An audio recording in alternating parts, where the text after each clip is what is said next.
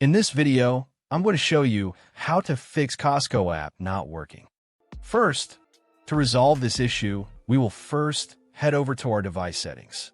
From here, scroll down and tap on General. Once you're in the General Settings tab, look for iPhone Storage option and tap on it. Over here, you can either search for the app or you can scroll down and look for it. Then tap on the app. On the next screen, you need to tap on the Offload app option. A confirmation pop-up will come up.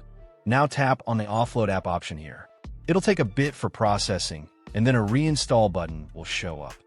Simply tap on it to reinstall the app. This should resolve the issue, but if it doesn't, then you need to check if the app is running an older version. Head over to App Store. From here, double tap on this search icon in the bottom right corner, and then search for the app. Once the app comes up in the search result, and if you see this update button right next to the app, simply tap on it to make sure you're running the latest version of the app.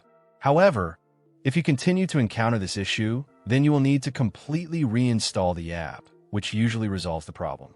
Head over to this screen the way we did before, and over here, tap on the Delete App option here to uninstall the app from your device. A confirmation pop-up will come up. Now tap on the Delete option here. Once uninstalled, open up App Store and search for the app in the search bar. After the app comes up in the search result, simply click on this cloud icon to install it back onto your device. Hopefully, this resolves the issue.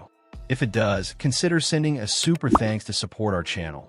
And also don't forget to hit the subscribe button. We'll see you in the next video.